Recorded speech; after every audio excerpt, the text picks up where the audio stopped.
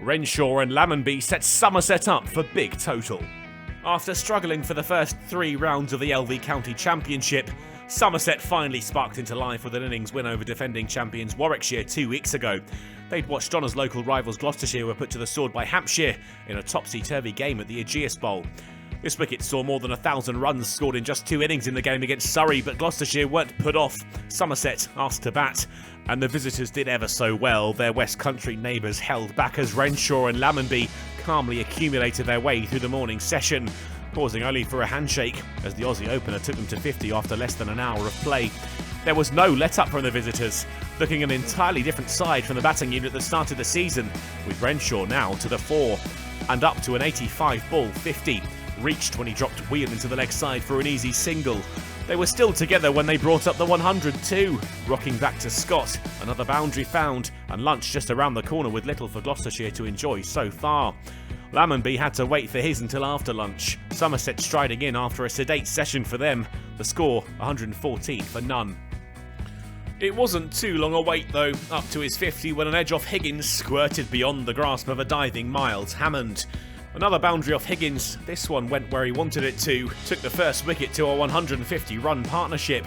Just when eyebrows were starting to raise about the host's decision to bowl first on a decent surface with a depleted attack, they had their first wicket. Lammonby caught in 2 minds and caught by Harris off the bowling of Chappell, who then had a second. Both openers out when Renshaw left a gap between bat and pad, and the on-loan Notts bowler fired one through it. Banton and Abell weren't quite as fluent as the partnership that preceded them, but the former did show his talent. 6 runs off Zafar Gahar took Somerset past 200. That proved to be the extent of his cameo, well taken low down by Bracey for 18 off the bowling of Ryan Higgins. Hildreth remained with the captain through to tea, Gloucestershire breathing easier now with 3 wickets in their back pockets. But that wouldn't translate into a flurry of wickets in the evening session. Abell and Hildreth brought up a 50-run partnership off 96 balls together. Boundaries were hard to come by, but that didn't put off the Somerset pairing. 300 was within their reach before the day was done.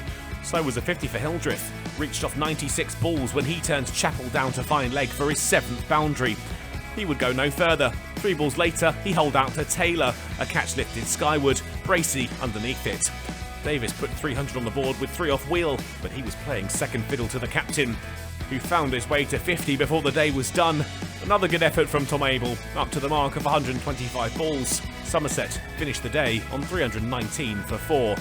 They hold all the cards in the South West Derby. Gloucestershire had worked hard, but for very little reward.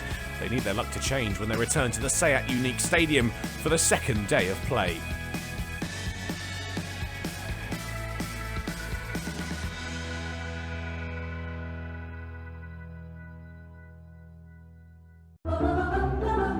Thank you.